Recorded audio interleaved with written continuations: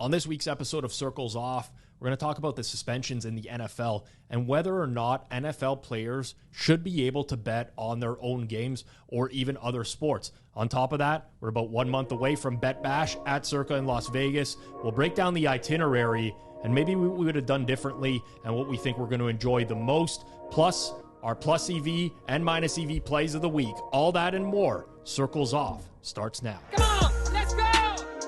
Welcome to Circles Off, episode number 109, right here on the Hammer Betting Network. Rob Pizzola, joined by Johnny from betstamp.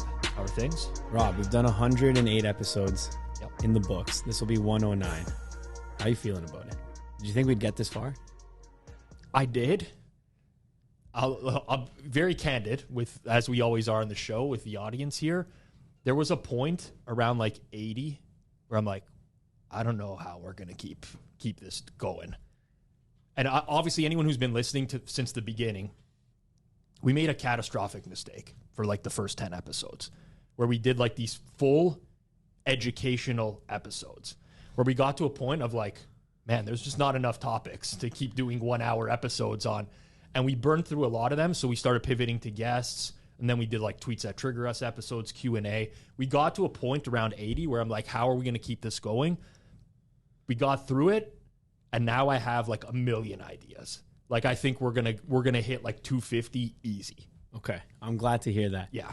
If for those of you who don't know, I don't know that they're good ideas, but you know we've introduced some new stuff. The plus EV, minus EV. Oh, I got mine locked and loaded for today. So do I. I was very triggered by something. Yeah. So for those of you who don't know, I used to listen to a lot of podcasts. I still do listen to a lot of podcasts. Previously, I used to listen to a lot of gambling ones, and Rob actually never used to listen to those.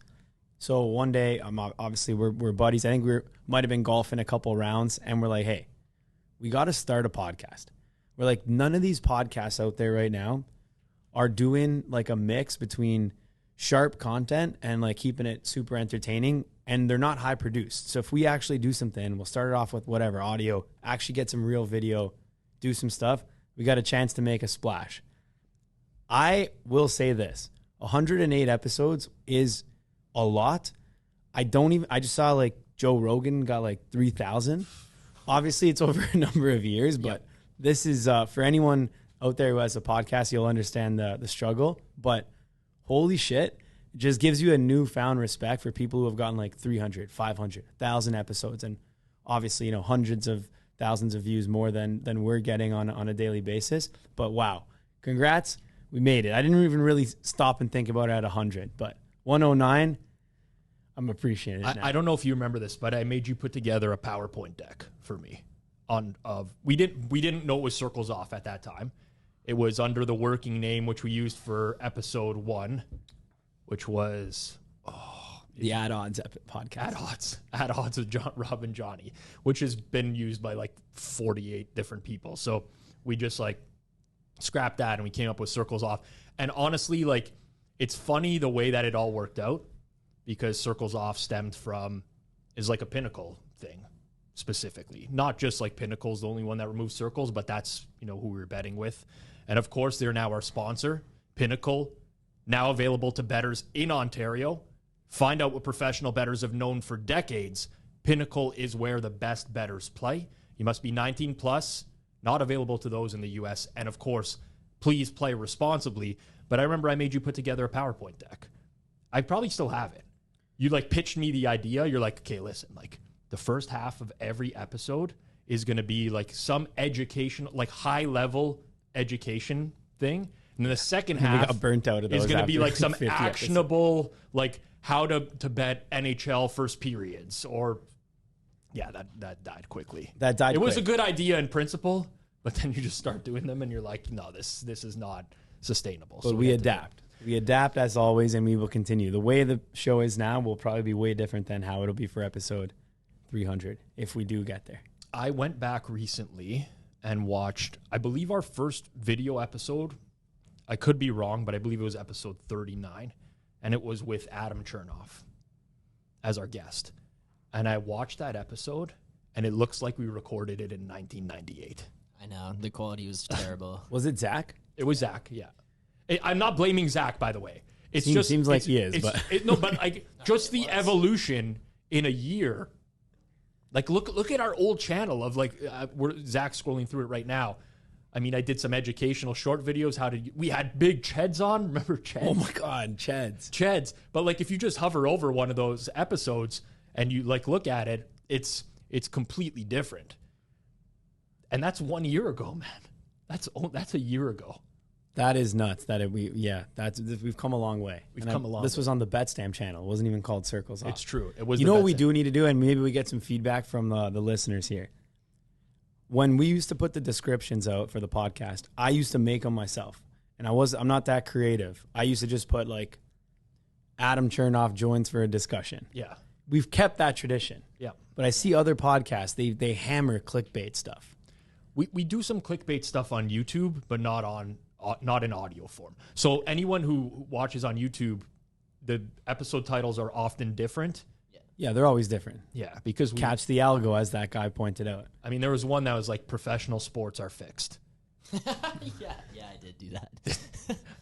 I try to find it, but yeah, it's somewhere in there. We do click, like we look at what are popular keywords on YouTube.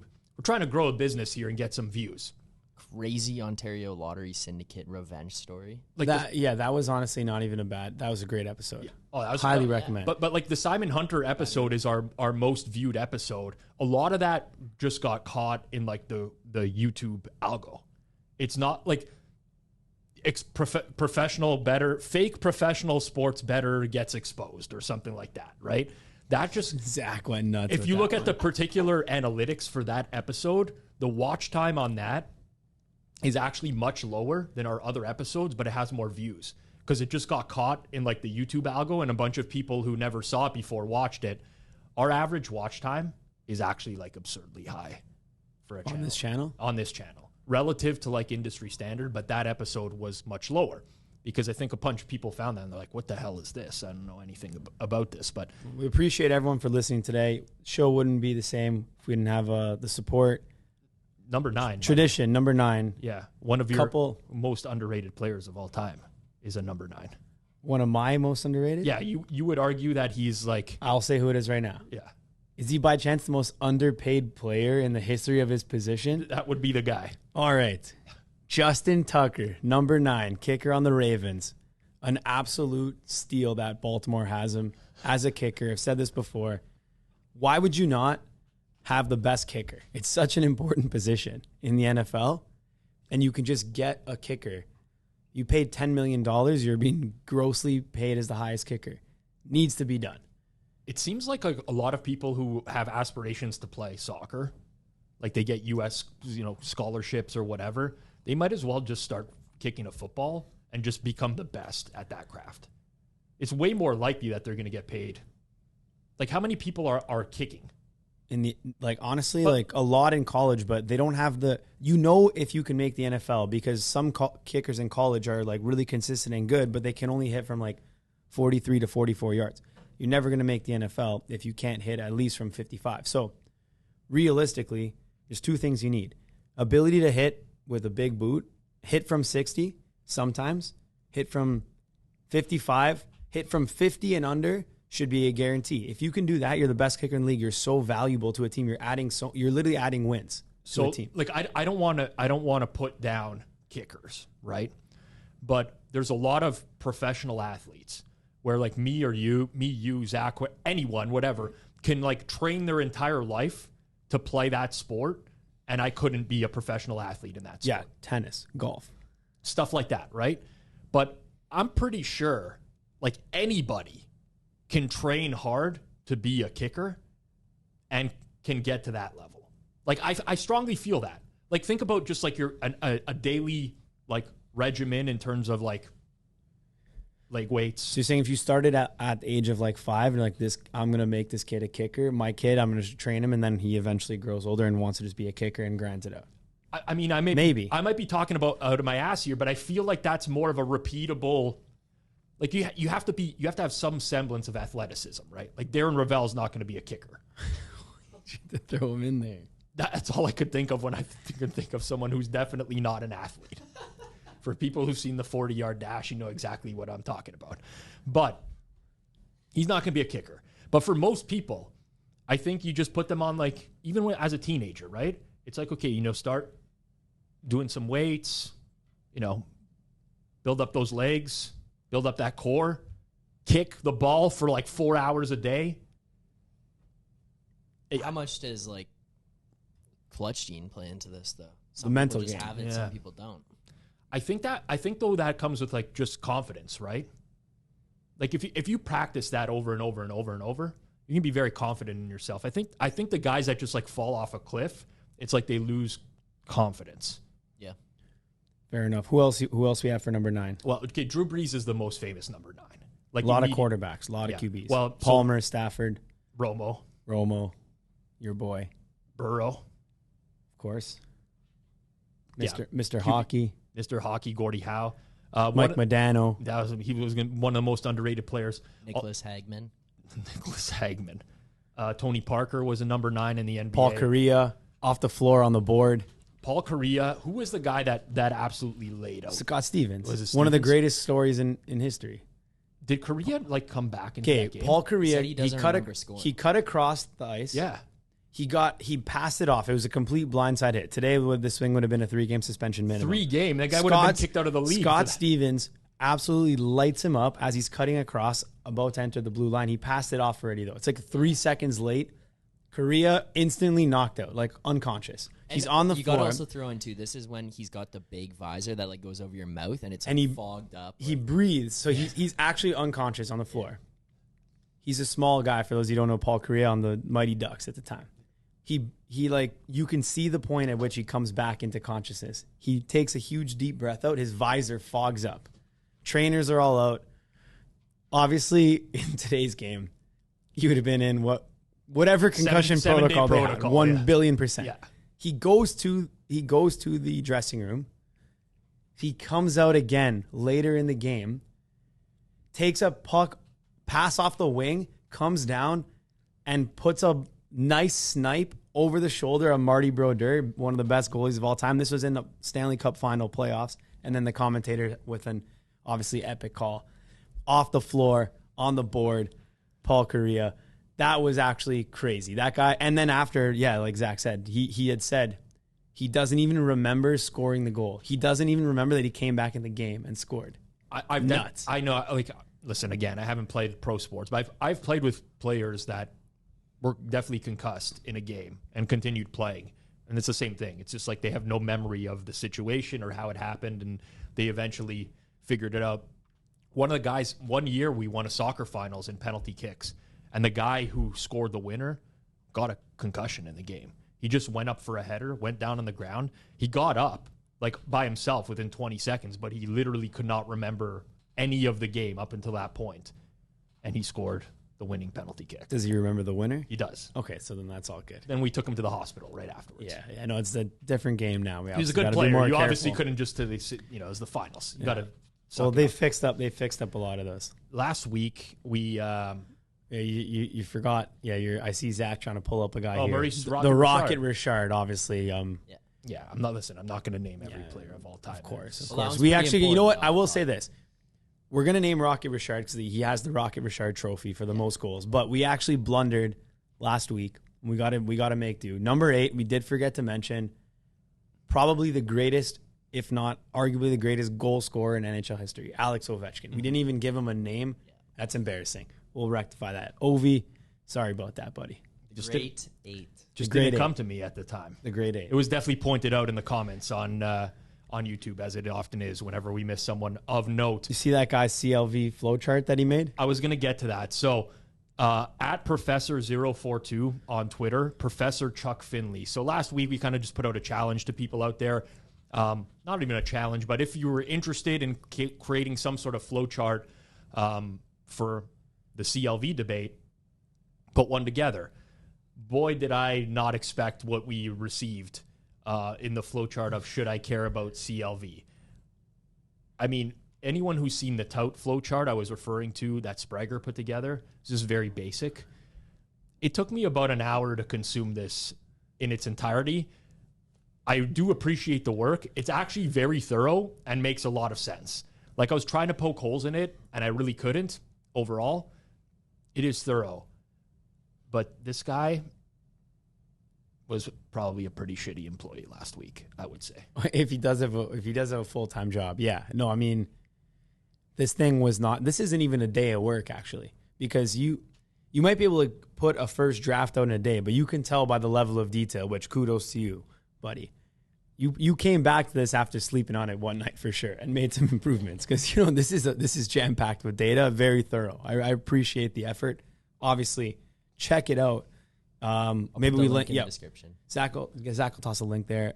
Read it through, and if you can poke any holes, what I think we're gonna do is we'll let people critique it, and then I'm once sure those are gambling in, Twitter, there's gonna be some critiques. And once those are in, we'll break it down on a future episode, whether that's next week or a future week in the upcoming months. 36.5K views. I don't know what this guy is a professor in, or if he actually is a professor. And look at his thing. What's his bio say? Not actually a professor. Okay, so it makes a lot of sense. This is the type of failed COVID KBO. So he's an engineer. So whatever firm or company he's at got no productivity for the 2 days at which he was working on this. However, we got the productivity. The gambling community got the productivity. Professor Chuck Finley, we respect you for that. I was about to say that I'd love for this guy to be like my project manager. Like you could tell by the thoroughness that like whatever project you put this guy on, he's going to get down to business and like fully plan it from start to finish. It's not how I do things. Unless he hears someone on a podcast ask for a COV flow chart. Oh, then it's over. Then productivity goes down completely. Also big in sports in this past week. More gambling accusations. Not even accusations, admissions, I would say. So Isaiah Rodgers and Rashad Berry of the Indianapolis Colts. Free agent Demetrius Taylor as well, suspended indefinitely through at least the entire season for betting on NFL games last season. Yeah, and Rodgers got cut as well. Yeah, the Colts cut Rodgers and Berry as a consequence of their suspensions. Tennessee Titans offensive tackle Nicholas Petit-Frere, he was suspended 6 games. That was for betting on other sports. While in the facility. While in the Titans facility. So all those suspensions came down at once. That's now 11 players that have been suspended for violating the NFL's gambling policy since 2018. The NFL's done an investigation. They say there's no evidence of any game manipulation, match fixing, or whatever. I looked at I didn't look at all of the individual bets, but apparently Rodgers was betting like $20 to $50 a play, threw down a $1,000 prop bet on the over on rushing yards by one of the Colts running backs, which he won. But the NFL has basically, keyed in on some specific things. And there's like these 6 key rules of the gambling policy that David Purdom put in his article for ESPN. But essentially they are: don't bet on the NFL, don't gamble at your team facility while traveling for a road game or staying at a team hotel, don't have someone bet for you or on your behalf, don't share inside information from the team, don't enter a sports book during the NFL playing season, and don't play daily fantasy football. That's basically what the NFL is cracking down on. Now, it's caused a shitstorm in the both, like, not just the gambling community, but like the regular NFL community. And I've seen all sorts of takes on this, from this is ridiculous, you don't let the guy bet, whatever, to there shouldn't be any betting. You should be able to bet on other sports that aren't the league that you're playing in. I have a pretty strong opinion on this. I don't want to sound like a communist or anything like this, but I think that professional athletes should not be able to bet on any sport, period. 0. Why any sport? Okay, so at the end of the day, what this comes down to is we're now in this era of regulated gaming. I think the biggest threat and risk to that is if it's widely believed that any sporting events are fixed. It's not widely believed, by the way, in any stretch of the imagination right now, but we already see those talks, right? On Twitter, this is fixed, this is that. It's been going on forever. But to me, that is the biggest risk for regulated sports betting, period. So when people are like the integrity of the game, I actually firmly believe that. The minute somebody thinks or watches a play in the NFL, in Major League Baseball, whatever, and they're like, fuck, something's wrong here or whatever, and then you know that players can bet in some capacity, there's too much like open to interpretation. The mind starts spinning altogether. I flat out think if you're a professional athlete, you're being compensated solid amounts in every major league, just don't bet. Like, just don't. You shouldn't be like, and listen, if I was in the position of being a professional athlete, it would suck for me if I couldn't bet on pro sports or whatever. But like, that's just part of the job. With a lot of jobs, there's like stipulations for working in that environment or in that industry. And this one, like, again, I think the integrity is paramount. So I don't want to be like the no fun guy, but like anything where it's like, you can do this, you can't do this, you can do this, you can't do that. Now, if somebody does something that they are legally able to do, it's still in the betting space. There's still like this cloud of like, what if? You know, this guy is betting baseball. Like, what if he threw one NFL bet in there? What, like, it just allows for people's minds to spin. I think I agree with half of what you said. Okay. So in terms of like being able to bet on your own sport, it's just so clearly not proper to be able to do that. And for people who say like, well, why can't I bet on my team to win? It's like, just leave it out of the game, because so for example, the news came out about a couple weeks ago that said a Colts player, it wasn't mentioned that I was Isaiah Rodgers, said a Colts player bet on games involving the Colts. Yep. And then what happened on Twitter, the most viral tweet was the last game of the season, Michael Pittman dropping a pass that seemingly was an easy pass to catch that he dropped by mistake, by accident. Yeah, drops happen. And said, imagine it was Michael Pittman who had the under and dropped this pass. And it blew up and people were like, wow. It's like, it wasn't even Pittman. It wasn't even him, but that's where people's minds go. So what I truly believe here is there's no room for that to be in the game, because the game right now is being fueled by gambling. Rob talked about this multiple episodes ago where he went on one of his most epic rants of all time. Not that many people care about the NFL unless you're playing fantasy or have some sort of like bet on it or pool or fantasy sports. So if we're going to now say like the integrity of that can be called into question, you got to just nix that from the game. Not to mention, if you start opening the door like, oh, you can only bet on your team's player props for overs, not unders, because you don't want them to tank. It's like, you can fudge anything. Even the over under the game can be, impacted by a specific player. Who's going to win the game? Typically, you would like to think that these players would be making enough money that they're not going to throw a win. But does that mean they're not going to throw like a cover for a 19.5 point favorite? Yep. First versus last place team? No real reason. Like, you can get down serious money on that trumps what, like, that is going to be significantly more than what these players are going to be making in that single game. So therefore, if you could make over $1 million on a single game and blow a cover, which doesn't even impact your team, you might actually be willing to do that. So all in, like, I'm against NFL players betting on the NFL, or for that matter, any football league, any same sport league, right? But once you then go ahead and be like, oh, they can't bet on like basketball, now I think that's honestly a little much, because they're actually not playing in that game. So you can say, oh, but he went to college with this guy who was on the team. Yeah, but so does that guy's buddies who can bet legally. Yep. So all in, I think they should be able to bet on other sports. In terms of whether they can bet in the arena or not, that's more of a policy from your team. That's like, hey, when you're on facility, we don't want you betting. So at the end of the day, that's like a rule that your employer dropped. You broke it, you got to pay the penalty. Is that stupid? Yeah. Is it stupid that you can bet here?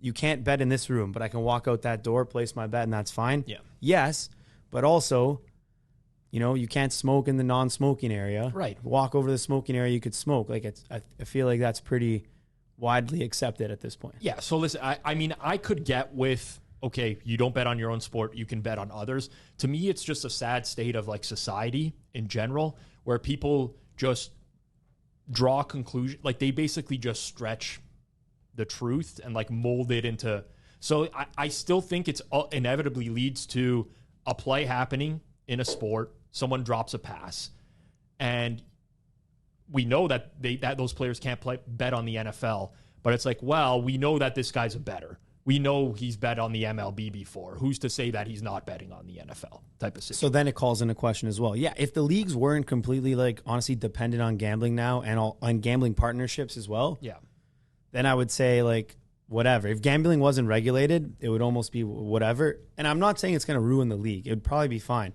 Just like I understand it from a business perspective, why you're not allowed to bet on the sport. Well, I get it from a player perspective too, where they're like, well, these are our sponsors. Like, we're taking money from all these sports books to grow the league. How can we not get involved in this? How can we not be able to? And I understand that, but it's at a higher level. Again, to me, if I'm running the league, if I'm Goodell, the integrity is actually. I know it's lame because we hear it thrown around in like a lot of cases that don't actually make sense a lot of times, right? But the integrity of the league is actually the most important when you're involved with gambling partners. You cannot have people who think on a weekly basis they're getting screwed over because there's players who are betting on the game. So for me, you take the hardest stance. And I don't feel bad for like, you're a professional football player who makes millions of, like, do I feel bad that Calvin Ridley missed an entire year? No, I don't. Candidly, he's an idiot. I'm sorry. I love Calvin Ridley. I'd love to see him play, but there are rules that are in place, and you cannot be dumb enough to violate those rules.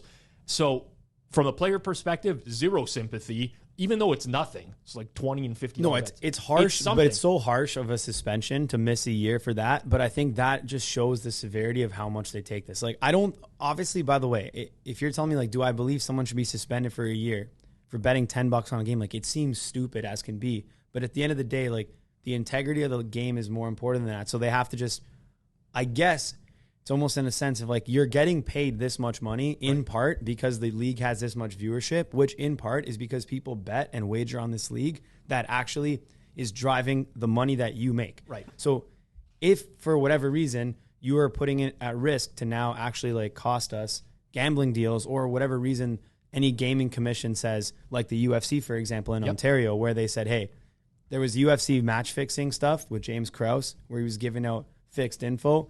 We don't believe the integrity of these fights is safe. We don't want people in Ontario to be able to bet on this. And they nix it for the entire market, which costs now viewership and revenue. Yep. So if they believe that there's a chance that that could happen in the NFL, they do have to kind of drop the hammer to make sure that doesn't happen. And I respect that and I get it, but it is what it is. Also, like, these guys are gambling on NFL. Literally, no one has got caught gambling from a buddy placing a bet for them. They've all got caught gambling on their own phone app. It's literally insanity right now. This is like, they're going and betting $20 on their own app.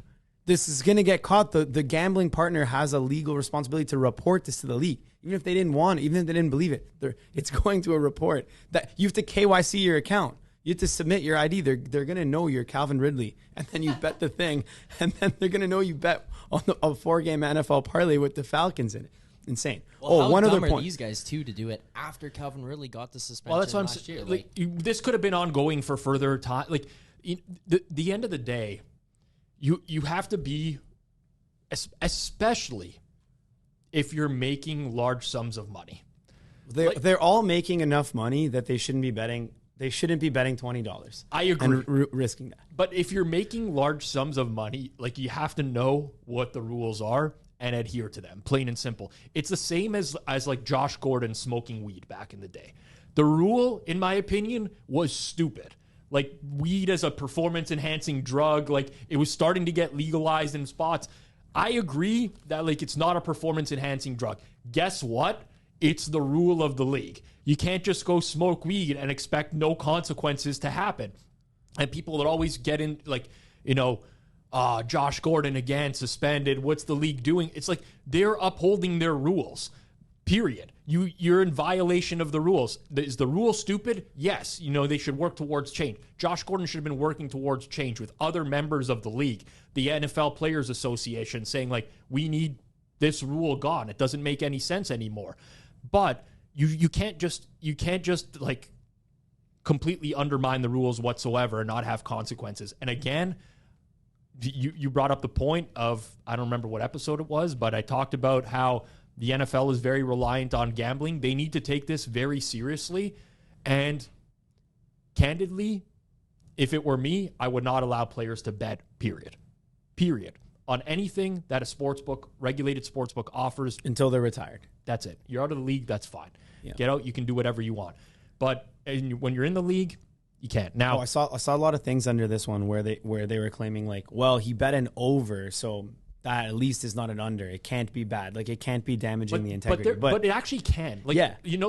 I'm not saying that this happened, okay? And it's only a $1,000 bet for Isaiah Rodgers. So let's say he bet a Jonathan Taylor over on rushing yards or something like that, right?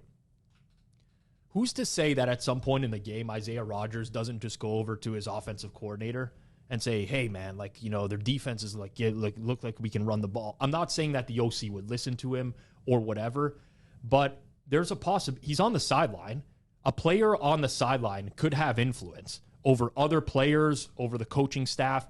Who's to say that he doesn't get involved in the situation? Now, this is very far-fetched. I'm not saying it happened. The likelihood that this would happen is very small. But then by doing that, you're technically influencing the game and how it's playing out. The total of the game, the side, other props, everything. So by betting on something that you're on the field in, you can have an influence on the sidelines. We've played sports, right? You say things to the coach. You say, depending on the coach, they might take that to heart.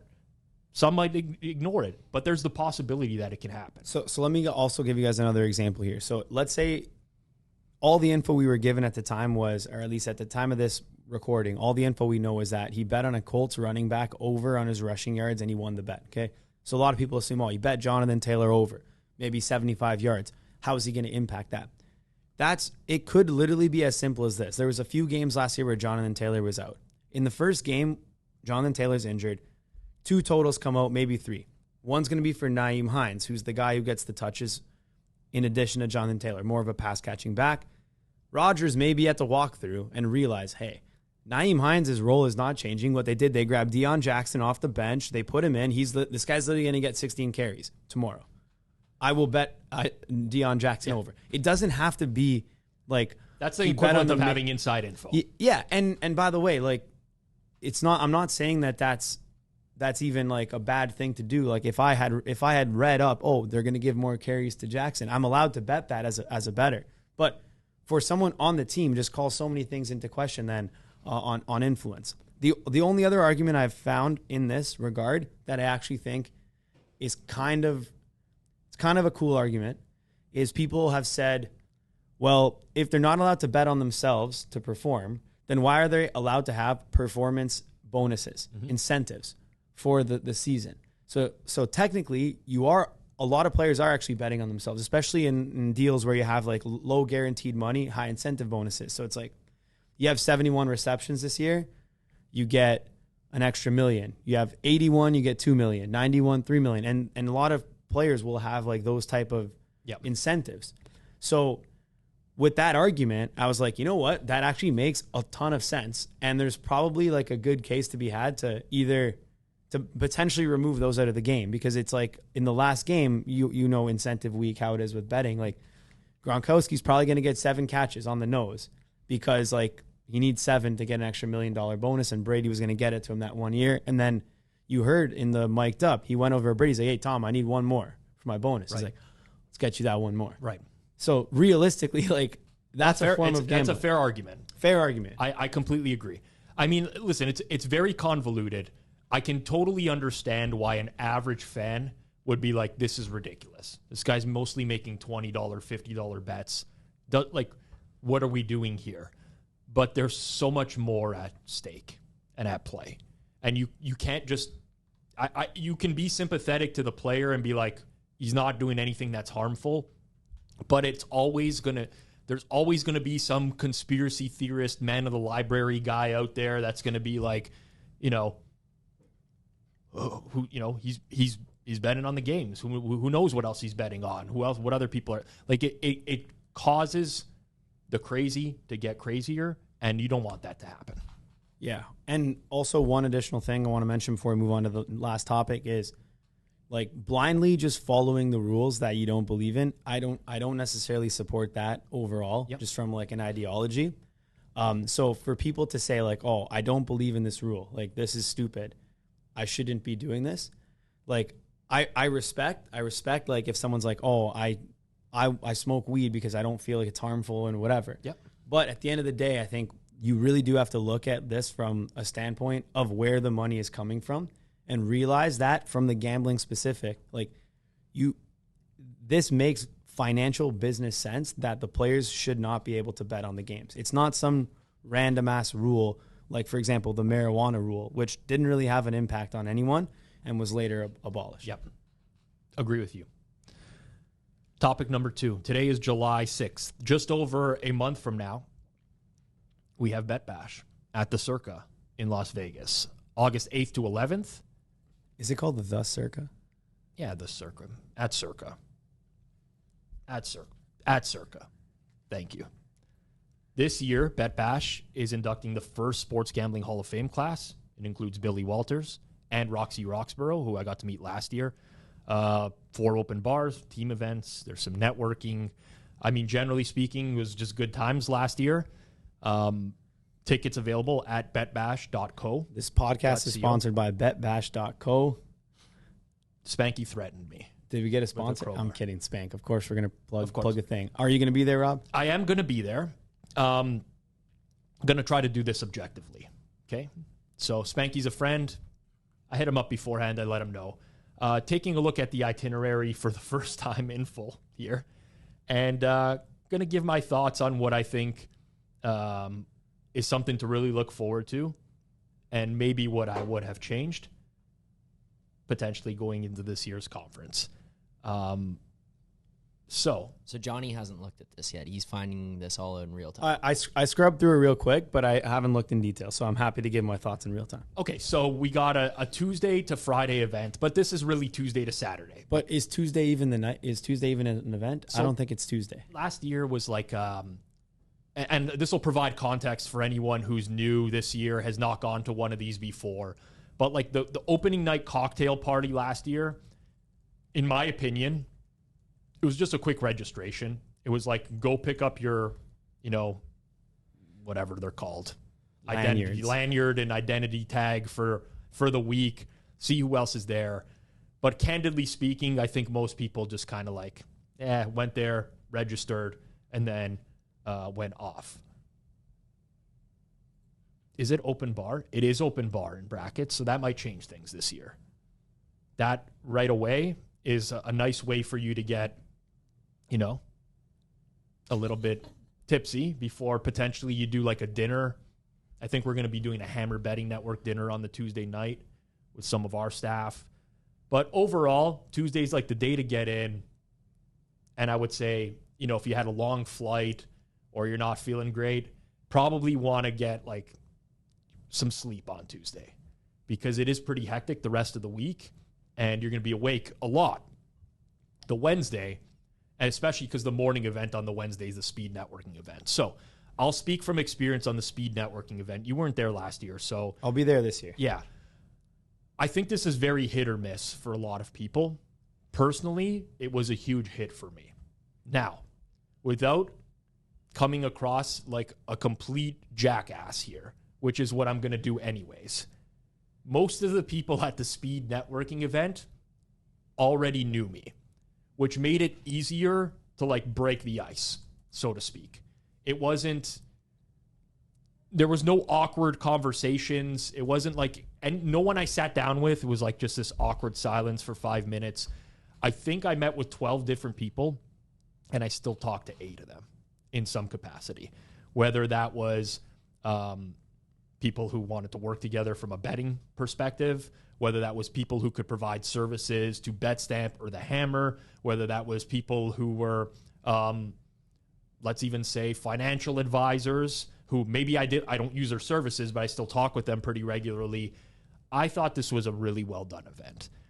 You do need to be somewhat social, and it'll take you out of your comfort zone a bit, but this is the ultimate to like, and the way it was done, I was paired with people that were just like really interesting to talk with. But I know a lot of people didn't really enjoy this last year either. But to me, this is where some of the biggest value in BetBash comes from. So you're in. Are you going to be in? For what? Speed networking? Yeah. Yeah, of course. Yeah. That's like one of the main things for this, of course. Yeah. The only thing I might be out for is the scavenger hunt. We'll talk about that in a second. Okay, so speed networking in the morning. Evening is another open bar. He really went for it on the open bars this year. I mean, I think it's a good move, honestly. I think it's a good move. That's at Bar Canada, which is at the D, right down the street from Circa. Thursday. So the problem is, my opinion, already here I see stuff that so like the open bars before morning events makes the morning event skippable. You know what I mean? No doubt. It's every single night, by the way. That's what I'm saying. Like I get it. I get why you want to do it, but you now offer an open bar to a bunch of degenerates and then say like, hey, get up next morning to go do a scavenger hunt in downtown Las Vegas. I don't know what the attendance is going to look like for that. 20K in prizes. I don't want to dismiss 20K in prizes.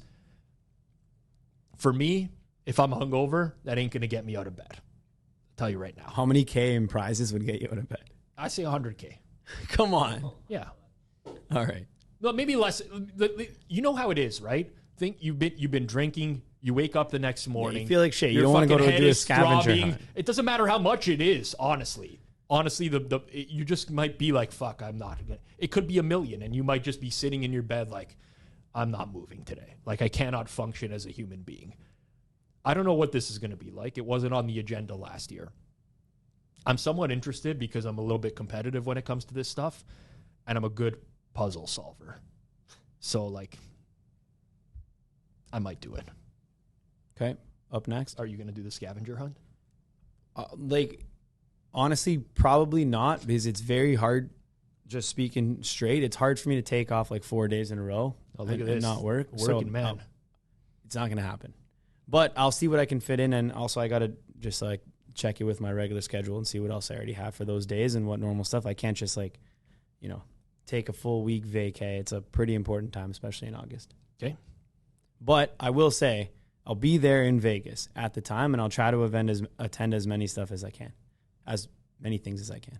We got to pull up the sporting calendar for Thursday, August 10th. So the evening event is Circa Sportsbook and Stadium Swim football watch party, open bar and food included. So I believe this is going to be NFL preseason that night. August 10th. Maybe. Yeah. And, so if you that'll be cool. Because there was some event like this. By the way, the Stadium Swim party last year was great. I had a blast. Talked to Alfonso Strafon. Yeah, I spoke with him a couple times as well. I don't know how to pronounce his last name. Maybe it's just Straffen. Strafon. Thursday, August 10th, no NFL games, but there is an NFL game Friday, August 11th, Packers, Bengals. So what's the Thursday, August 10th watch party? What's happening on Thursday, August 10th? College football? No, week 0 is not until like 2 weeks later. That's like August 27. I'm starting to see some holes. Okay, wait. What is on that day, Zach? Yeah, August 10. Baseball?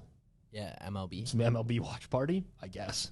Because the football, I got it synced into my calendar. It's August 11th, Friday. I mean, but listen, no. It says Stadium Swim football watch party. There's got to be something. I mean, I'm gonna investigate. There's got to be at least one CFL game on. Imagine it's a CFL. If it is, that actually makes it even better. Please tell. There's going to be a CFL game August 10th, Thursday, August 10th. Winnipeg Bombers. Blue Bombers. I knew it was going to be the Bombers at the Elks. Edmonton Elks. I knew it was Bombers Elks. Bombers Elks. That's 9 p.m. Eastern, so 6 p.m. Pacific. Banger. Football watch party. I was wondering if he was referring to European football, maybe. You know what? Honestly, we got to send some messages. Circa's got to go like 30, 20, 10 limit for that CFL game. Imagine. They have to. Everyone's going to be in Vegas. Imagine it's like bigger liability than any of their NFL preseason games. It will. It will be. This one's showing up. It's not coming up in the. There is there's NFL 2 games preseason. there. Texans, Patriots, and Vikings, Seahawks. Okay, so we got some NFL preseason as well. All right. Good thing Stadium It's a good Swim has thing. more than 2 screens, so we'll be Yes. able to fit that Bombers Elks game on. It would have been really that will be on. They show the CFL games. Guaranteed. 100%. That's going to be on there. Guaranteed. Without a doubt. That's a fun event. I would highly recommend you go to that. Period. Stadium Swim is amazing. You're there with other bettors. Talked to Mike Craig last year. Chris Bruno. Good dude. That was good. That's going to be your worst hangover night. Probably. Because not only are you drinking, but you're drinking in the sun. You're going to be like roasted. What's the next morning? Oh, perfect timing. Another hangover, right into the morning events. Expert panels with lunch buffet included.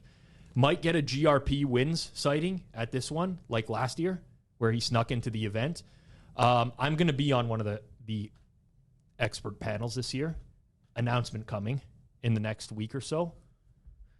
But well, if that's not an excuse to not go to the expert panels, I don't know what is. No. When you find out who the people are on this panel, you will be there.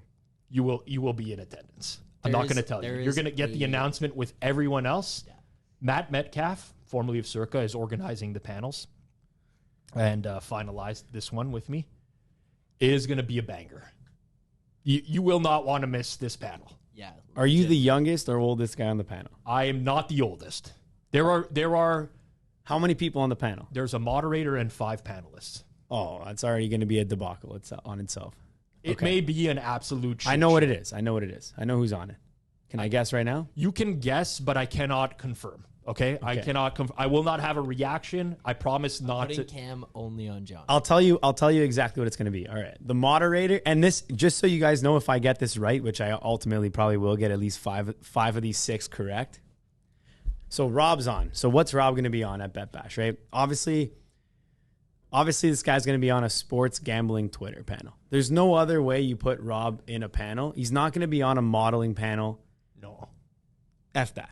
All right. So panelist, so moderator, I'll get to because I know who it is and I know how Rob thinks. Okay. Earlier in the episode, who do you accidentally mention out of nowhere? Probably because you heard this name this week. Moderator, give me starting moderator, Darren Ravel. Okay.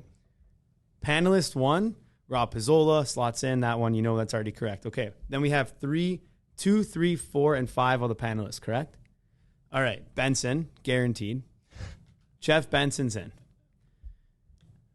Benson, Rob, Rufus Peabody, 3.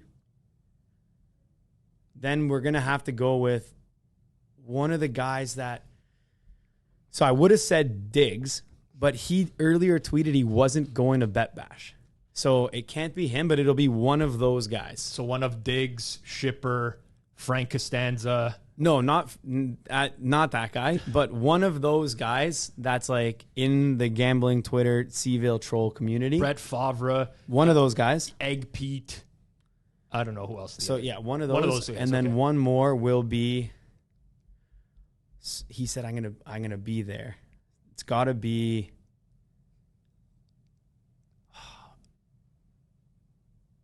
Book it, Trent. Okay. And that's my starting 5. Starting 6, including Ravel. Wait, did I name 6? Yeah. Okay. You got Ravel as the moderator. Yeah. Me, Rufus. Benson, Rufus, one of the Seaville guys, whoever that might be, and Book It Trent. And Book It Trent. It's good guesses.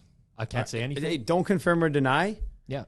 After the announcement, we'll revisit. Rob Pizzola can confirm. Regards from Regards from Canada. No, as good guesses. I don't know what the other panels are. By the way, I don't even know if this is a panel about gambling Twitter. For all I know, this guy's on like a hockey betting panel, and none of these guys are correct. I will say you nailed the topic. I nailed the topic. I honestly don't know how you did that, but you nailed the topic. Okay, if I nail the And topic, you are 100% right. I would have like no interest in being on like an NFL panel or an NHL. Like none of that appeals. Yeah, and he's not a bookmaker, so he's not going to be on any of these. Like, so okay.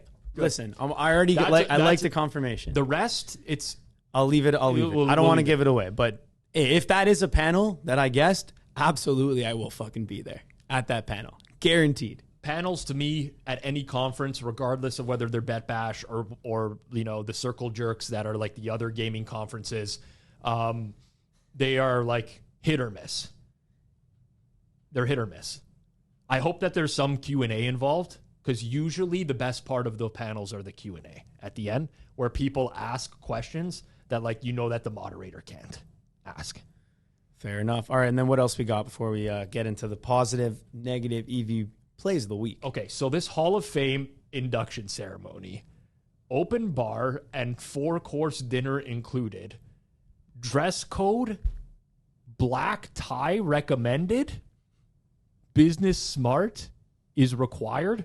Bro, business smart is honestly significantly different from black tie. Very, very different. Business smart is jeans and a blazer. And a No. It could also just be business smart, could just be a dress shirt and like a long sleeve button up and jeans. Okay. I don't want to be disrespectful to people. This is not what I don't mean to disrespect people, but based off of the crowd at BetBash last year, black tie attire, I don't think is in. How many of those people do you think own a tuxedo? The older crowd will. Like Spanky will. Like Roxy's being inducted, so he's going to dress up and whatever. But they're the older crowd, and again, I don't want to think of people in terms of age or anything, but yes. But to put it into perspective, sorry, I tell stories. I'm very candid about things. Honestly, this guy's not going to get offended anyways, no matter what. Roxy Roxborough invited us to an event at his place prior to BetBash last year. I messaged Spanky and I'm like, where does Roxy live? He's like, you got to dress up. Like, this is everybody knows to dress up. So I put on some nice clothes and I went over there. Spreadopedia showed up afterwards in shorts, t-shirt, flip-flops, and just walked in, had a good time, had a blast. That's how most of the people at BetBash are dressing on a daily. And it's not a disrespect. Some people don't want to dress up or whatever, but I don't know how many black tie wears. Even I don't mind dressing up. I'm probably not going to go in a full tux, Well, 4-hour dinner. Tell everyone where they can get their tickets. You tell them. Get your tickets for BetBash 3 this year in Las Vegas, Nevada, at Circa Sports and the D Hotel, August 8th through 11th. Technically the 12th, though, because this party spills into the 12th. August 8th through 12th. Tickets at betbash.co. Apparently they're going up. I'll be honest, I don't really like that Spanky's doing that. He keeps saying, tickets about to go up. Get them now. They're about to go up. I don't love that, but apparently they're about to go up, so get them now.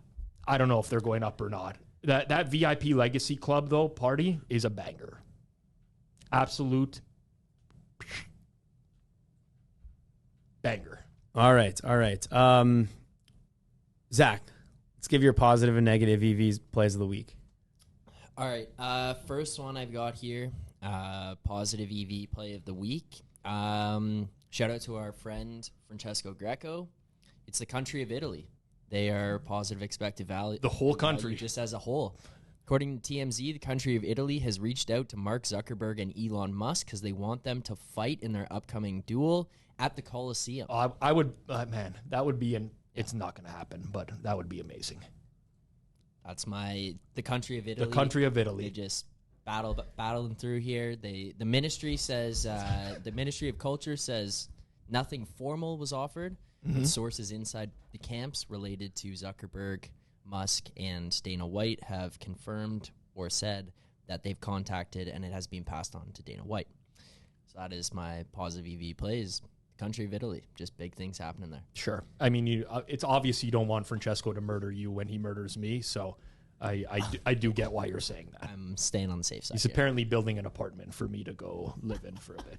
He's been sending me pictures. I said I need a signed contract that he's not going to kill me when I'm out there. And he said, I cannot do that for you, my friend. Regards from Italy.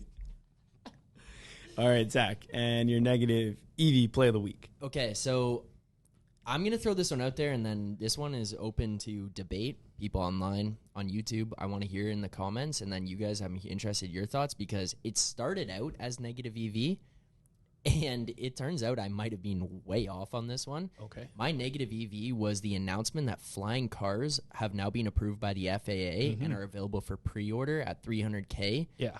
This announcement came out less than a week after the Ocean Gate thing in the Titanic, and I was like, oh, negative EV move, like, these billionaires just paid $250K. They go down there. Obviously, you know, unfortunate stuff happens with that situation. But I was like, oh, you're going to now introduce flying cars right away? Well, it appears that there's already been $250 million worth of pre-orders placed on these cars. So I was like, oh, this is terrible. Like, people are going to be really hesitant to do this. Kind of seems like I was wrong, but interested where you guys are, your thoughts and your heads at on those. I did see the article. I honestly don't know where to stand on flying cars, because now, like, I saw that and I'm like, here we go. Like, when is it too much? But if flying cars are like driven around for like 4 or 5 years and they hold up, right? You bet your ass I'm going to get a flying car. But what is a flying car? Like a regular car that just goes a little above the road? Because I have to clarify here. I saw only what I saw on Twitter, but the picture looked like it was way above. So basically, are you referring to by chance an airplane? In a sense, yes. So you're saying planes? I saw this and I'm like, I just did one of the shakes of my heads at the computer for a while. It's essentially a mini plane that could hold 2 people. Yeah, 2 to 3 people, and flies above the cars. Yeah. So a helicopter. In a sense, sure, if you want to call it that. I'll abstain from further comment until I see these things get in the air. Right. But I'm all for reducing traffic and commute to work or wherever you need to go. So I would be in. Yeah. But how are they going to police this stuff though? Like, if this is a bunch of flying cars in the air, like, you know, you get in an accident and then you hit another car at the bottom. Yeah. That's the only issue. Yeah, how do you not like? I don't want to be like the guy here, but like, there's a lot of stuff that goes up into the air that like pilots are trained to, like, they're way above this. These don't look like they're going to be above buildings. You know what I'm saying? Yeah, we got to see. Do you follow the road just above the road? I don't know how this is going to work. It seems like this is a really bad idea. However, like I mentioned, if there are many years where this is working and like I thought Tesla self-driving cars were a shit show of an idea for a long time. Then people started driving them. They work. And now I drive one and it works. And I have no complaints. Not a bad comparison. All right, Rob. Okay. Plus EV move. Afternoon power naps. I've recently started on the afternoon power nap train. Now, as someone who employs other people, they came to me before and said, Rob, I'm going to be booking off 20 minutes in my calendar every day so I could take a nap. I would have said, here are your papers. See you later. We're finding someone to replace you. However, since starting these, I will say they actually really work. Now, you have to keep it short. I did research into this and studied it. I'm a guy that, like, when I fall asleep, you wake me up, like, I'm groggy. I don't want to be, like, bothered. But if you keep it to, like, 15, 20 minutes, it's honestly, for me, the equivalent of drinking, like, a couple coffees. I can go the afternoon without drinking coffee anymore because I actually do feel recharged and refreshed. So, as someone who used to shit on the afternoon power nap, I will say I highly encourage them going forwards. They are very refreshing. And most importantly for me, they've not affected my ability to sleep at night. That's what I was concerned about too. If I throw in a nap during the day, am I going to have trouble going to bed at night? No. 15 to 20 minute power nap in the afternoon, plus EV. Have you tried the coffee nap? The coffee nap where you drink coffee before? Yeah. No. Okay, so I don't want to mess around with what I got right now. No, but honestly, I'll just go into it now. My positive EV play of the week was legit coffee. I can't, and that's actually hilarious that we're on this. But positive EV play of the week, just coffee in general. What a thing. Can I tell you that coffee is the most minus EV thing ever? Why? I cannot function as a human without coffee anymore. That's Do you know on how minus EV that is? That's a mindset. If I go on vacation and I can't find a coffee within like an hour of waking up, my day is ruined. That's on you. Maybe it is on me. I mean, it obviously is on me. You know what the worst part about it is? I actually went through, like, this is maybe 8 years ago. 8 years ago. I went through a 1 month withdrawal, getting off of like coffee completely.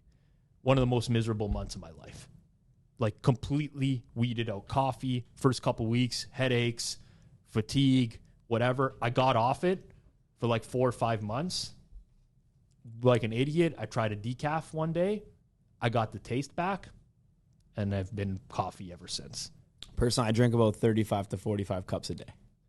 Well, No, I'm joking. I actually drink.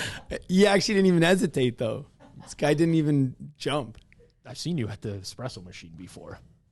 You do fire. You do rip them No, quick. I drink coffee, not 35 to 45 cups. I love coffee. Don't get me wrong. I love coffee. Coffee's amazing, but I'm beholden to it.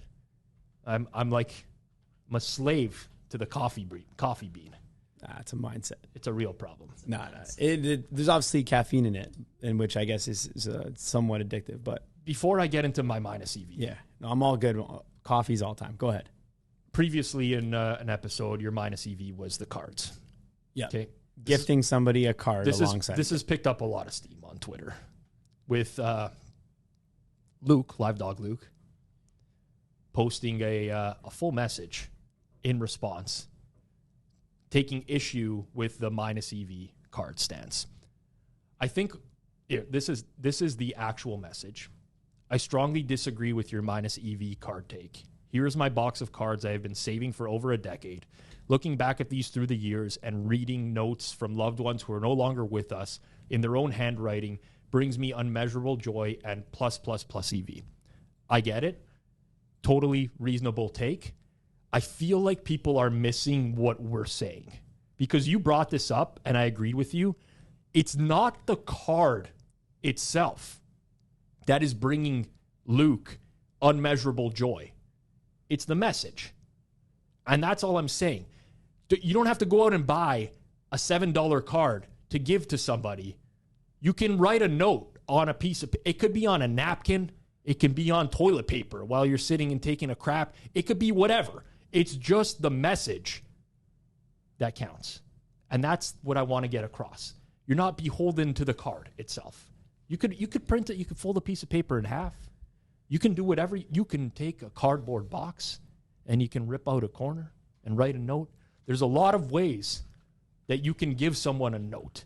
And what Luke is describing here is the note itself. Yeah, it's obviously nicer in their own handwriting. I'll respect that. You can't get that on like an email or a text or anything like that. So that's fair. And it would be nicer to be on like a nice card as opposed to toilet paper. But well, toilet paper was a bit of a stretch. The majority you're of cards that people give out don't even say anything in them other than happy birthday from Rob and yes, or happy they're birthday, like a really love lame joke or some sort of pop-up thing that like you're not getting the joy out of the thing popping out of the card.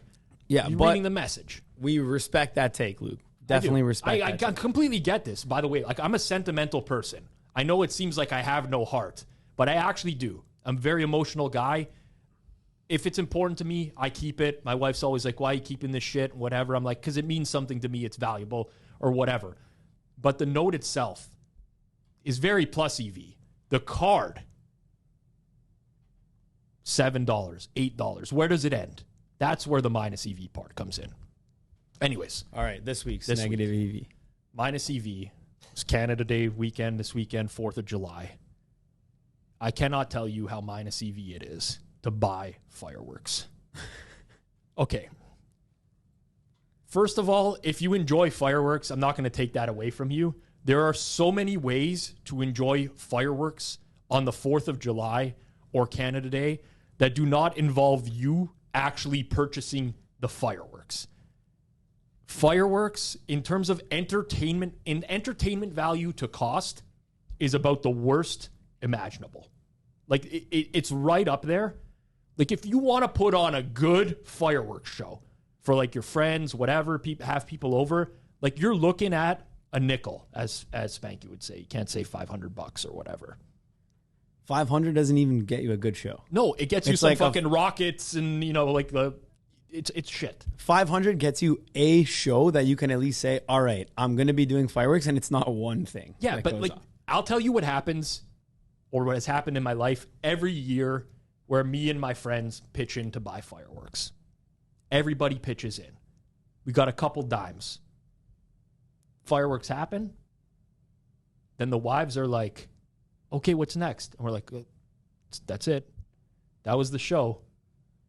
They're like, no, there's more. We got a couple. I'm like, yeah, that's a couple $1,000s worth of fireworks. That's what it's going to get you.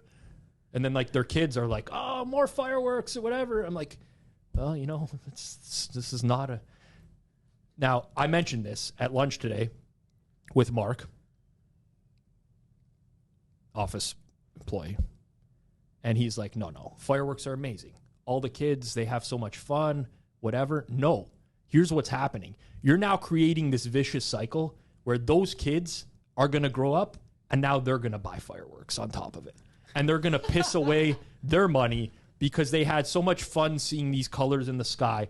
Like, you don't even have to go to the amusement park to see the fireworks. They fire up into the air. You can park at the side of the road in a local park. People pull off the highway or the freeway to watch fireworks. Like, I get it. If you like fireworks, you can find somewhere, anywhere. There's other people that will spend the money on the fireworks. Just don't do it yourself. Buying fireworks, huge piss waste. Might as well take that money, deposit it into Pinnacle, at least throw down a parlay or something like that. Canada Day You'll parlay. Get way more satisfaction. Fade the Blue Jays on Canada Day. Yeah. It is 100% a trend that will go on for the rest of the time. I don't know what it is about the red jerseys. They lose at home every single year. Compound that every single year. Honestly, that was a good rant. I respect that. Right? I would say... I don't want to be the no fun guy. I like having fun. I like doing things. Listen, it doesn't get you much. His argument is this: it's not even that fireworks aren't good. It's just like buying them yourself and doing it. It doesn't really provide that good of a show. Unless you want to just buy like 200 Roman candles. Nobody likes the Roman candles. No one likes the shit fireworks. No, also. exactly. The Roman candles, yeah, they're cheap. People are like, oh, I don't want to see Roman candles. You know what we used to do with Roman candles? We used to shoot them at each other. Now, I don't recommend that. Don't do that. My buddy singed his hair off one year. It's bad idea. There's also been some firework. No, incidents. don't. That's Jason another thing. Pierre-Paul. Well, this is another thing with fireworks too. Like, you got to set them up properly. You know, it's not hard to do. If you're not experienced. But if you're an idiot, they fall over, they start firing into the crowd. You know, it's minus EV all around. Leave it up to the professionals to run the fireworks shows. Go enjoy it with your family. You don't spend a dime. Honestly, you can pay the amusement park entrance and you're paying way less. Way less. Than you your take fair, your whole fair family share. to Disney and get tickets in, and you're paying less than it's going to take to put on a good fireworks show at home. All right. I'll see if I can top that. You're going to take some heat for that. I likely can't top that, but I have one that's I'm going to get some disagreement on, but I don't even see how I get disagreement on this one. All right. Negative EV play of the week is buying somebody for a gift card instead of giving cash. Now, the only ever arguments I got to this are, well, sometimes you don't want to give someone cash. You want to give them a gift card so that they go and spend that, and then they'll remember that you were the one who... No, they don't remember that. They don't remember that. You want them to remember it? Give them the actual gift, right? There's two gifts you can give someone. A physical gift or cash. Yeah. That's it. You want to give someone Leafs tickets? Give them Leaf tickets. Yeah. You want to give them a Ticketmaster gift card? Give them cash. Don't give them the Ticketmaster gift card. It's ridiculous. You just completely, like, you basically just pin them down to only be able to spend that money at that one place, which maybe they don't want to spend it at that one place. And even if they do, they could just spend the cash there for the same amount of value. And in fact, yeah, like, Sometimes people have a gift card. You get a $200 gift card, $100 gift card. You go buy something. They're like, okay, I'll go check it out.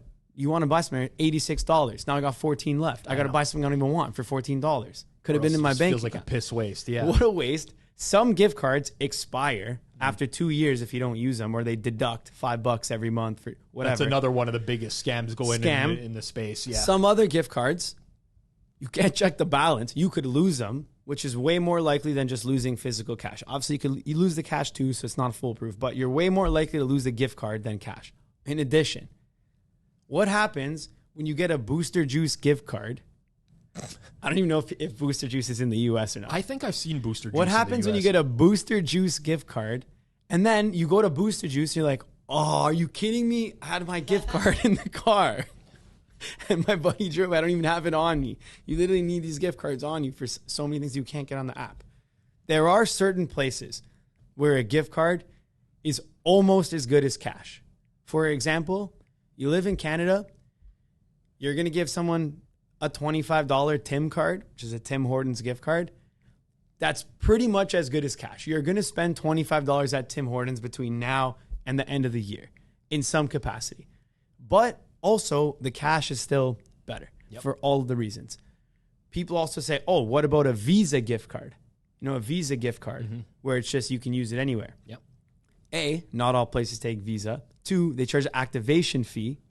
And 3, you then have to still deal with carrying around that card and having it.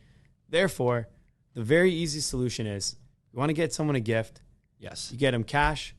You take them somewhere for an experience or a dinner or whatever it might be.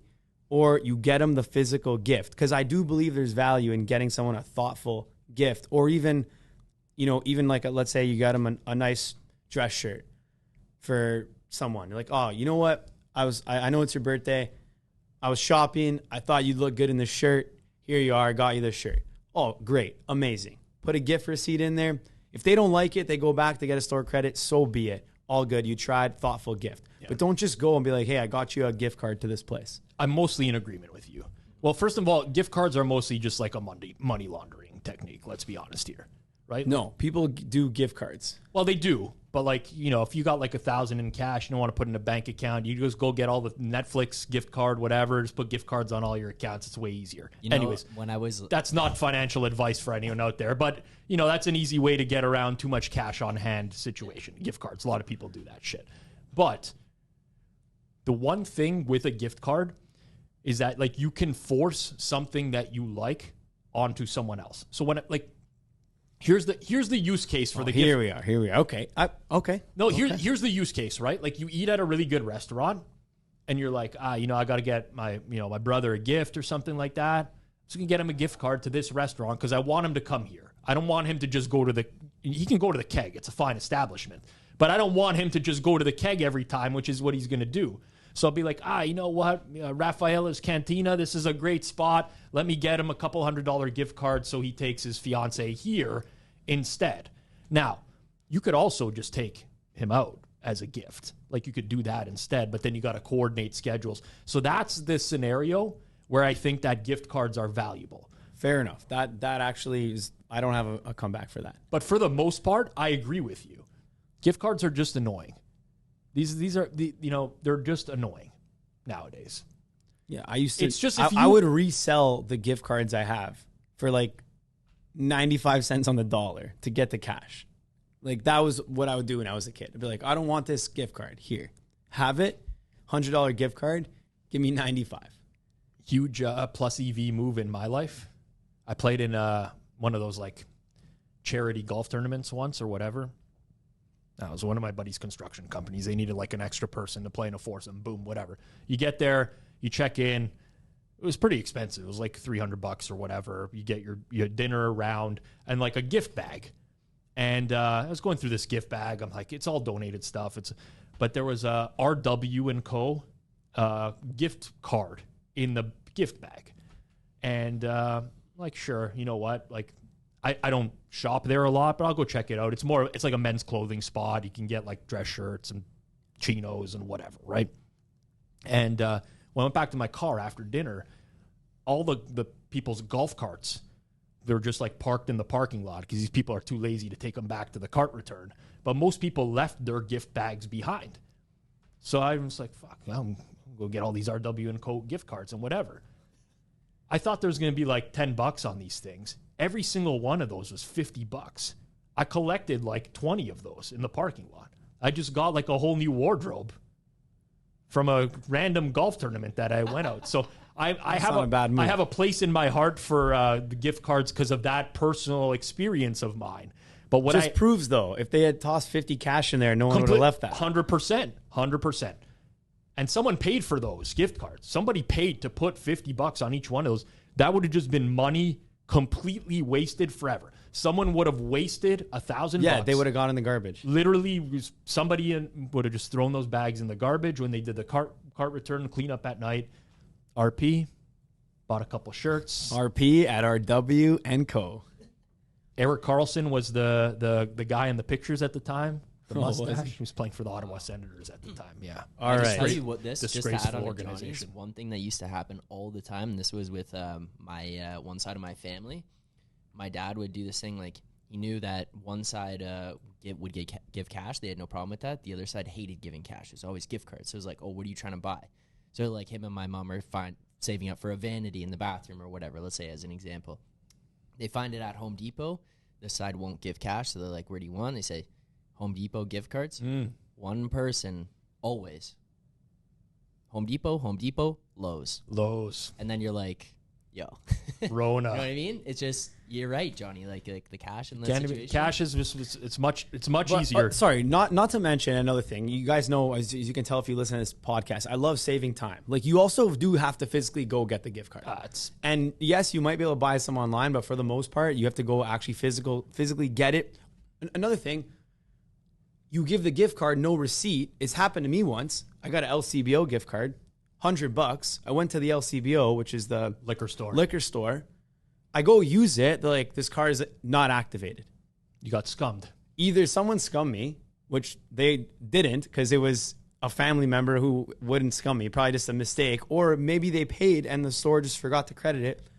Either way, someone got Christmas fucked. gift for Johnny that year. No. And speaking of scum, 57.8% of you who are watching right now are not subscribed to this YouTube channel. The last 28 days, 57.8%. Take 2 seconds, hit the subscribe button. It helps us grow this content, helps other people find it. And of course, if you did enjoy it, like it on YouTube, rate and review 5 stars on wherever you are listening to this in audio form. This has been episode 109 of the Circles Off podcast. We'll catch everyone next week.